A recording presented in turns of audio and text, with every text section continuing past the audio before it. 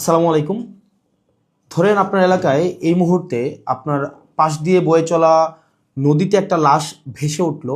তখন আপনি তৎক্ষণাৎ পুলিশকে খবর দিলেন যে এই লাশটাকে উদ্ধার করার জন্য, যে এই লাশটা এসে উদ্ধার করে পোস্টমর্টেম করে যে আইনগত প্রক্রিয়া আছে সেগুলো মেনটেন করার জন্য পুলিশ আসলেন।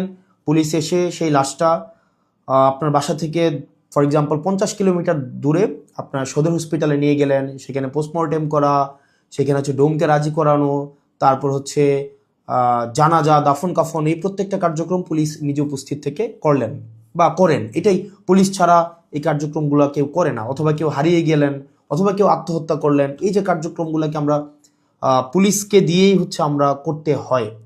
এখন কয়েকটা প্রশ্ন এখানে। আপনার বাসা থেকে বা নদীর পাড় থেকে লাশটা জেলা সদরে নিয়ে যাওয়ার জন্য যে খরচটা হয়েছে, অ্যাম্বুলেন্স ম্যানেজ করা, ডোম ম্যানেজ করা, হসপিটালের যে খরচ, এই খরচটা আসলে কে দেয়? এই খরচটা দেয় হচ্ছে সেখানে নিয়োজিত যিনি দায়িত্বপ্রাপ্ত এসআই, কনস্টেবল বা যিনি যান, পুলিশের যে সদস্য যান, তাকেই কিন্তু এই খরচটা বহন করতে হয়।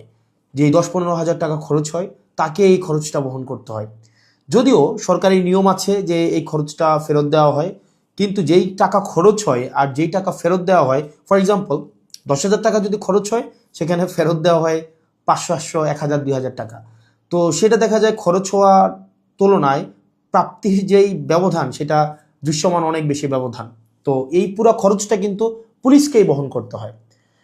দ্বিতীয়ত হচ্ছে, আপনি যদি আপনার এলাকার থানাগুলাতে যান, থানাগুলাতে গিয়ে যদি দেখেন যে আপনার এলাকার এসআই, কনস্টেবল বা আপনার যারা সেবা দিয়ে থাকেন যে পুলিশগুলা কোন ধরনের পরিবেশে থাকেন, আপনি বিশ্বাস করেন, যদি আপনি ওই পরিবেশটা দেখেন, আমরা ইউনিভার্সিটিতে যেভাবে গণরুমে ছিলাম, এক রুমে গাদাগাদি করে অনেকজন, ফ্লোরিং করা, শুধুমাত্র তোষকটা থাকতো, উপরে ফ্যান নাই, যথাযথ পয় নিষ্কাশন ব্যবস্থা নাই, তারপরে হচ্ছে ভেন্টিলেশন সিস্টেম নাই। একটা মানবীয় জীবন বলতে যেটা বোঝায়, আপনার থানাগুলোতে পুলিশরা সেই ধরনের পরিবেশে থাকে।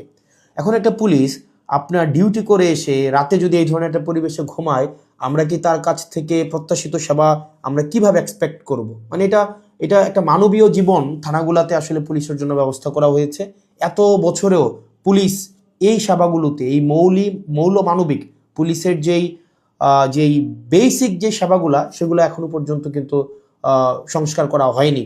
তৃতীয়ত, সবচেয়ে গুরুত্বপূর্ণ এবং তৃতীয়ত যেই অসুবিধাটি আমি থানাতে দেখলাম এই কয়েক মাসে, সেটা হচ্ছে আপনার থানা থেকে একটা অপরাধ কার্যক্রম সংগঠিত হয়, ফর এক্সাম্পল 15 কিলোমিটার, 20 কিলোমিটার দূরে। একদিনে অনেকগুলো অপরাধ কার্যক্রম সংগঠিত একটা থানায় হতে পারে। পারিবারিক কলহ, মাদকের সমস্যা, ছিনতাই, ডাকাতি, চুরি, একাধিক সমস্যা সেখানে ঘটতে পারে। এখন প্রশ্ন হচ্ছে, একটা থানায় যদি আমার 16-17টা ইউনিয়ন, 20টা ইউনিয়ন, কোনো কোনো জায়গায় তারও বেশি ইউনিয়ন, প্রত্যেকটা জায়গায় যদি কোনো ধরনের অপরাধ কার্যক্রম সংঘটিত হয়, ধরি 10টা জায়গায় সংঘটিত হইলো বা 5টা জায়গায় সংঘটিত হইলো, আমার এই 5টা জায়গায় কিন্তু তাৎক্ষণিক রেসপন্স করতে হয়। এখন তাৎক্ষণিক যদি আমরা রেসপন্স করতে চাই, সেই জায়গাগুলোতে পৌঁছাইতে অবশ্যই অবশ্যই আমাদের গাড়ির প্রয়োজন। মানে গাড়ি ছাড়া পায়ে হেঁটে তো নিশ্চয়ই এই ধরনের কার্যক্রমগুলোতে কখনোই পুলিশ তড়িৎ কোনো সিদ্ধান্ত বা তড়িৎ কোনো অ্যাকশন নিতে পারে না। কিন্তু আপনি যদি থানাগুলো যান, দেখবেন কোনো থানায় 10টা গাড়ির প্রয়োজন, 6টা গাড়ির প্রয়োজন, সেখানে থানাকে দেওয়া হয়েছে 1টা গাড়ি, 2টা গাড়ি। এখন পুলিশ তো আর বাসায় বসে থাকে না। আপনি কল দিলেন যে এখানে ঝামেলা হয়েছে, মানুষ মারা গিয়েছে, চুরি হয়েছে, খুন হয়েছে, পুলিশ কিন্তু আসতে হয়। তাহলে পুলিশ কিভাবে আসে? পুলিশ দেখা যায় একটা ভ্যান ভাড়া করে, একটা অটো ভাড়া করে, অথবা দেখা যায় একটা লেগুনা ভাড়া করে, সেইটা করে কিন্তু তাকে যেতে হয়। ওই যে ভাড়ার টাকাটা, এই ভাড়ার টাকাটাও কিন্তু পুলিশের পকেট থেকে দিতে হয়। দ্বিতীয়ত, এই যে ভাড়া করে যাওয়া আসা, তার যে এই সময় নষ্ট হয়, সেক্ষেত্রে দেখা যায় যারা অপরাধ সংঘটিত করে তারা কিন্তু ইতিমধ্যেই সে জায়গা থেকে চলে যায় এবং আমরা সেবা বঞ্চিত হই। সেজন্য আপনি যদি পুলিশকে যুগোপযোগী করতে চান, পুলিশকে যদি আপনি হচ্ছে তার সেবা তাৎক্ষণিক জনগণের কাছে পৌঁছাইতে চান, অবশ্যই অবশ্যই তার ট্রান্সপোর্টেশন ব্যবস্থাটা অবশ্যই অবশ্যই যথাযথভাবে করতে হবে। আপনি পুলিশকে ট্রান্সপোর্টেশনের গাড়ি দিবেন না। গাড়ি বলতে এখানে একটা পুলিশকে একটা গাড়ি, এটা বোঝানো হয় নাই। একটা কাভার্ড ভ্যান দেন, একটা 10টা পুলিশ একসাথে মুভ করতে পারে। তারপর হচ্ছে একটা থানায় যদি আপনি 5টা 6টা গাড়ি দেন, তাহলে সেক্ষেত্রে কিন্তু ওই এলাকার অপরাধ কার্যক্রম অবশ্যই দৃশ্যমান কমে আসবে, কারণ পুলিশ ইমিডিয়েট রেসপন্স করতে পারবে। কারণ পুলিশ যদি ইমিডিয়েট রেসপন্স করতে না পারে, অপরাধ সংঘটিত হয়ে যাওয়ার পরে যদি রেসপন্স করতে হয়, সেক্ষেত্রে দেখা যায় দিন শেষে অপরাধী কিন্তু পালিয়ে যায়। সেজন্য পুলিশের দক্ষতা, পুলিশের সেবা যদি আপনি জনগণের দ্বারগোড়া পৌঁছাতে চান, অবশ্যই আপনার ট্রান্সপোর্টেশনের ব্যবস্থা উন্নতি করতে হবে। এখন আমাদের বর্তমান বিদ্যমান যে পুলিশ ব্যবস্থা রয়েছে, এই পুলিশ ব্যবস্থার থানাগুলোতে, আমি থানাগুলোর কথা বলবো, থানাগুলোতে তাদের অ্যাকোমোডেশন সমস্যা, তাদের বাসা, তাদের থাকার জায়গা নাই ঠিকঠাকভাবে, গণরুমের মতো তাদেরকে থাকতে হয়, এবং তাদেরকে যে বেতন দেওয়া হয়, এই বেতন দিয়ে যে একটা স্বাভাবিক জীবনযাপন করবে, সেটা কোনোভাবেই সম্ভব না। দ্বিতীয়ত হচ্ছে আপনি তাকে ট্রান্সপোর্টেশনের ব্যবস্থা করছেন না যথাযথভাবে। আপনি তাকে দেখা যাচ্ছে যে আপনি তাকে ঢাল তরোয়ার ছাড়া, ট্রান্সপোর্টেশন ছাড়া আপনি অপরাধী ধরতে পাঠাচ্ছেন, টহল দিতে পাঠাচ্ছেন। সেক্ষেত্রে কিন্তু তাকে ট্রান্সপোর্টেশন ম্যানেজ করা এবং সেখানে যে ভাড়া মেটানো, সেটাও কিন্তু তার পকেট থেকেই করতে হয়। সরকার যে অ্যালটমেন্টটা দেয়, সরকার যে বরাদ্দ দেয়, সেটা খুবই প্রয়োজনের তুলনায় অপ্রতুল। তৃতীয়ত হচ্ছে আপনি পুলিশে একটা আমি অনেকগুলো অফিসারের সাথে কথা বলেছি, রিটায়ার্ড অফিসার, চাকরিরত অফিসার, তাদের সাথে কথা বলেছি।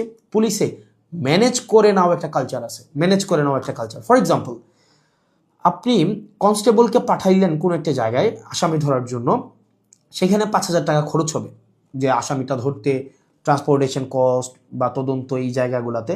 তখন কনস্টেবল তার ঊর্ধ্বতন কর্মকর্তাকে উনি বললেন যে স্যার টাকা কোথায় পাবো? তখন বলে ম্যানেজ করে নাও।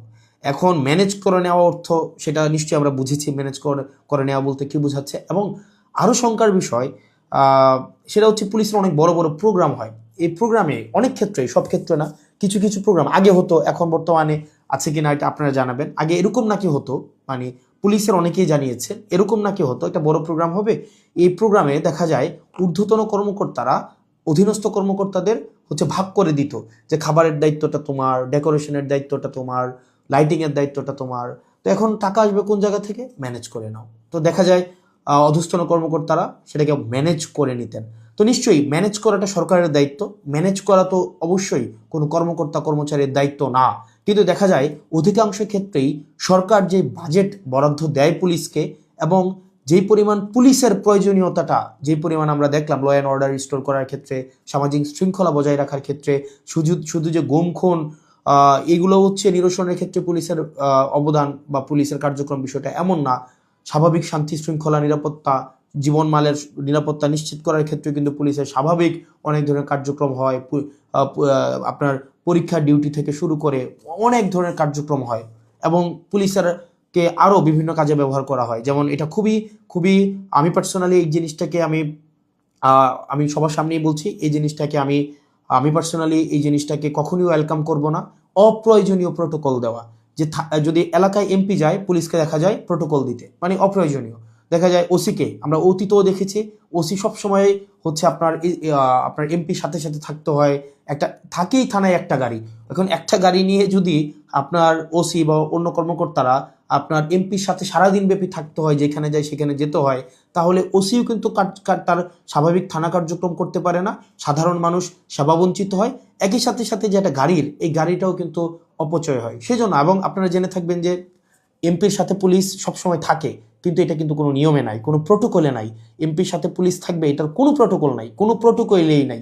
এটা আগে রাজনৈতিক যে কালচার ছিল, রাজনৈতিক কালচারে পুলিশ এমপির একটু নজরে পড়ার জন্য বা একটু স্বাভাবিকভাবে এই কার্যক্রমগুলো, পুলিশকে রাজনীতিকীকরণ হওয়ার কারণে পুলিশ যে স্বপ্রণোদিত হয়ে সব ক্ষেত্রে করেছে বিষয়টা এমন না, পুলিশকে করতে বাধ্য করা হয়েছে ক্ষেত্র বিশেষে। তো সেজন্য আমরা যদি পুলিশের সেবাটাকে জনগণের দোরগোড়ায় পৌঁছাতে চাই, আমরা যদি চাই জনগণ যথাযথভাবে পুলিশের সেবাটা পাক, তাহলে কিন্তু অবশ্যই আপনি পুলিশের, বিশেষ করে থানা পর্যায়ের থানা পুলিশের, কারণ সবচেয়ে বেশি কিন্তু থানায় পুলিশকে সাধারণ মানুষ দেয়, আপনি থানার পুলিশের অবশ্যই আপনি তার আবাসন ব্যবস্থা নিশ্চিত করতে হবে, যথাযথভাবে তার বিশ্রামের পরিবেশ আপনি নিশ্চিত করতে হবে, নিরাপদ পানির ব্যবস্থা নিশ্চিত করতে হবে, খাবারের ব্যবস্থা নিশ্চিত করতে হবে, এবং তার ডিউটির এখানে একটা প্রোটোকল আপনার নিশ্চিত করতে হবে। আপনি 24/7 একটা মানুষ কখনোই, একটা স্বাভাবিক মানুষ স্বাভাবিকভাবে কখনোই ডিউটি করতে পারে না।